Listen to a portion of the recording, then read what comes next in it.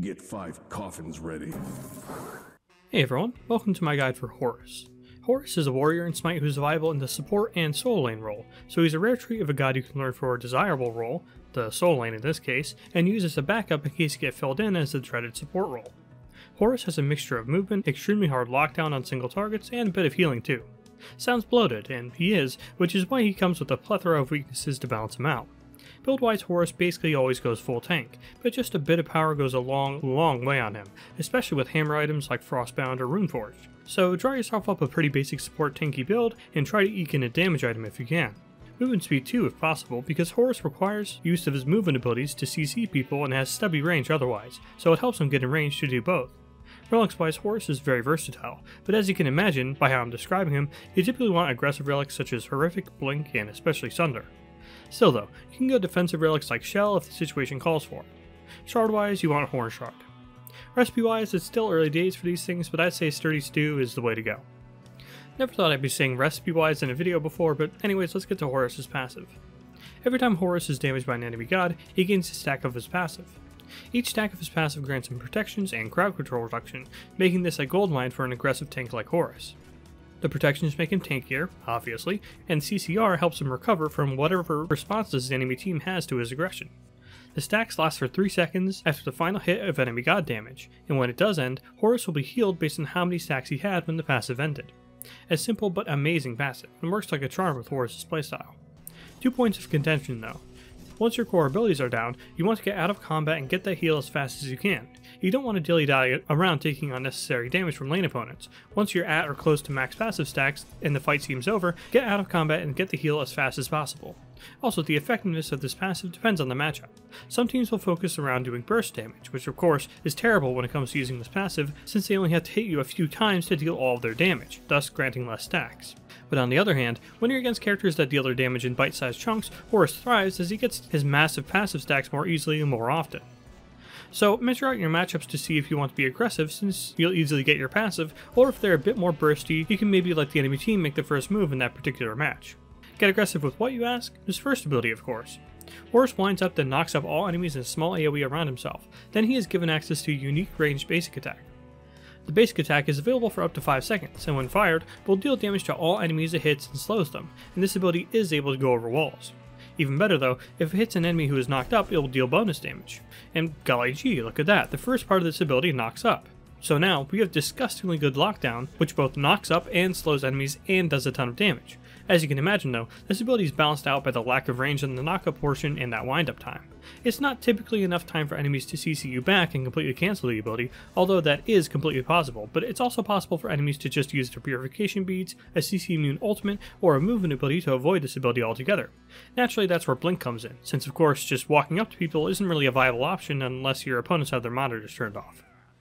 This is also where movement speed comes in other situations though, where players might be able to just get out of this ability's range, but thanks to the movement speed, you can get right back up to them. This combo is the main usage of this ability, but never forget that it is basically 2 abilities in one.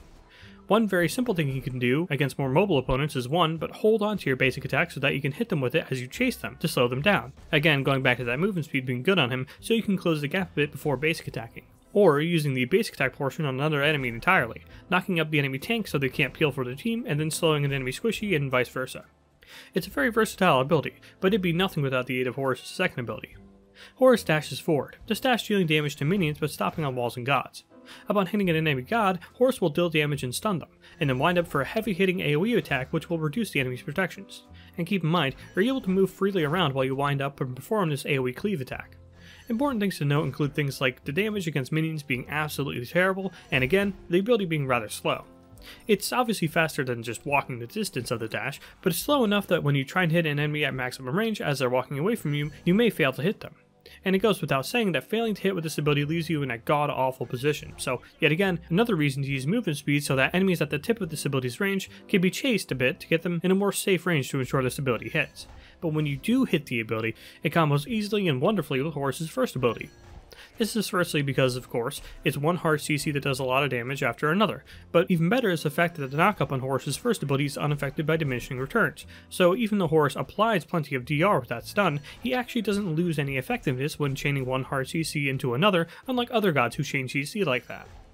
So that means this combo hits hard and CCs for a long time, every time, and that's what makes it one of the most formidable combos in the game, and it's one of the biggest reasons for Horus's prominence in the solo lane.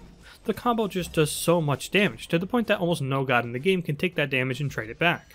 So while Horus can't really clear the wave in solo lane very well, he can just kind of slap this combo on his lane opponents when they go to clear the wave and just obliterate them. Then, by the time the combo's damage starts to fall off, usually around the time both players get their second item, Horus can clear the wave just fine with Golden Blade. In the support role, of course, this combo is great for lane pressure too, but it's a lot more matchup dependent, seeing as how you'll be dealing with the enemy support, whose job it is to stop combos like this one. So in that same sense, you can again use the two parts of the single ability on more than one enemy. Of course, this time it's a lot less versatile than his first ability, since it all kind of comes out at once. But you can definitely still CC a tank with the first hit and use the cleave damage on an enemy squishy, then follow up with your first ability. All of this can leave you in some pretty bad positions, given that you need to slowly dash in to do your best combo, but luckily, Horus can rely on his exceptional third ability for some safety. Horus requires a target for this ability to be cast, and you can cast it on any friendly entity in the game, so you can use your minion waves and gods on your team. You cannot use things like jungle camps or jungle bosses, although you can use it on little things like pets such as Arachne spiders or Vulcan's turret. Plus, and this is a very fun and useful one, he's able to use it on allied bastions as well. This is extremely helpful to avoid the obvious downside to this ability, which is needing someone to fly to. You don't need someone to fly to, in this case in Conquest, you just need some rock shield thing to fly to. When cast, Horus becomes untargetable and then flies over to the selected target.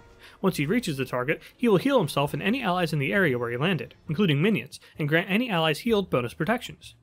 This is an ability that requires no further explanation, it's absolutely incredible. But it'd be kinda lame for me to stop there, so let's keep going. You may wonder about allies who travel great distances in one go, using Giannis portals, leaping over walls, or even just recalling. Well, if the target that Horus is flying to becomes untargetable or teleports, as in leaps, uses an ability that teleports, or recalls, Horus will stop in place, and the ability will be stopped completely. So use caution when throwing onto allies who may leap or teleport, which completely spoils the ability and leaves you in a terrible spot. That's about all that can happen to spoil this ability though, as it's just an excellent ability in every other aspect.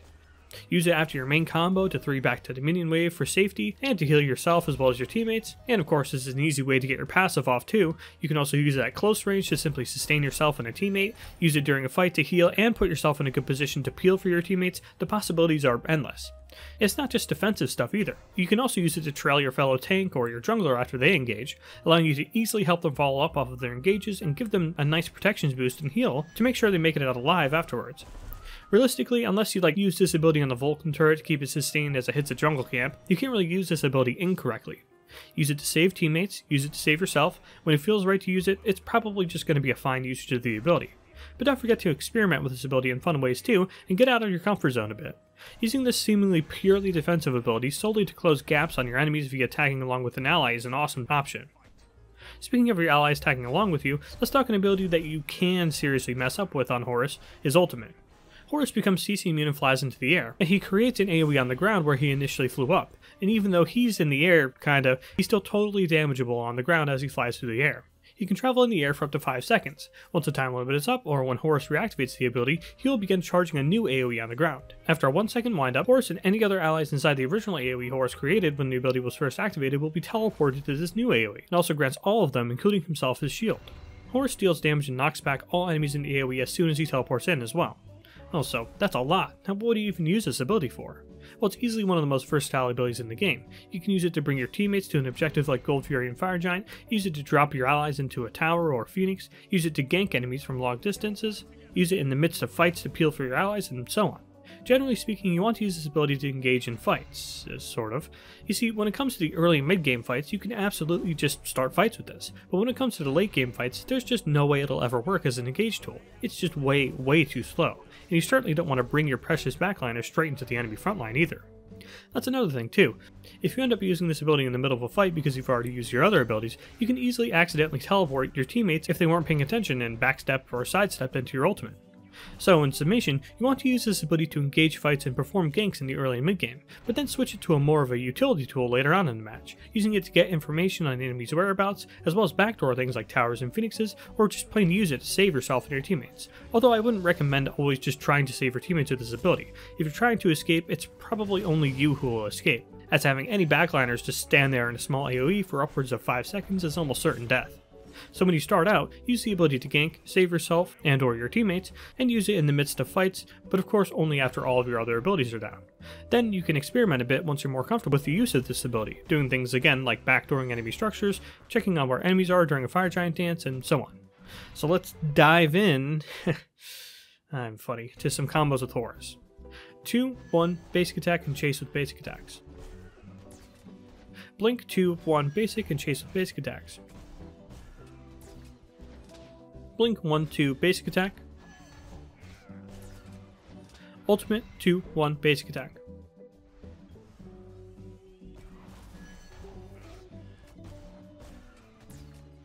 Ultimate 1, 2, basic attack.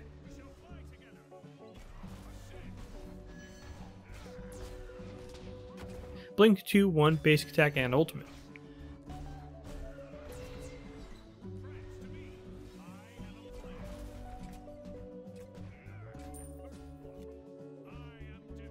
For ability leveling, you want your 1 at level 1, your 2 at level 2, your 2 again at level 3, and then finally leveling your 3 at level 4. From there you max your 2, your 1, then your 3, holding off on leveling your ultimate until your core 3 abilities are maxed. In the soul lane, you can max your 1 over your 2 for better wave clear, but this isn't really necessary as Horus's wave clear is never all that great. Horus is a god with a lot of no-nonsense abilities and combos that can be extremely difficult to answer, but he most certainly can be answered. He gets countered very heavily by things like cripples, as well as enemies with knock-up immune abilities, as well as against teams who are able to cleanse Horus's combo before it even really gets started. He also struggles heavily into teams with just too much range. New Tank Charon comes to mind as being horrible, and I don't think I need to go into any more detail. It sucks playing against that god, I hate it. But if you're able to avoid teams with excessive cripples and long-range instant CC like silences, it's hard to argue against Horus being a great pick every game. His lockdown is absolutely immense, and his damage is really exceptional, able to easily hit squishies for a quarter of their life bar a large majority of the game. Least we forget his ridiculous healing too, outranging literally every heal in the game with a healing amount that rivals even the mage healers. Just be sure to remind your teammates to group up for it. And again, it's a rare find of a warrior who's good in both the soul lane and the support roles consistently. Speaking of which, Horus has ranged from a top support to a mid-range support and has literally never been considered bad in either main role, which of course is a huge factor in choosing what your next god will be to learn. So if you're looking for a warrior who can solo people in the soul lane and make your teammates unkillable while setting up for them in the support role, Horus is your guy. That's all I have on Horus for now. Thanks for watching.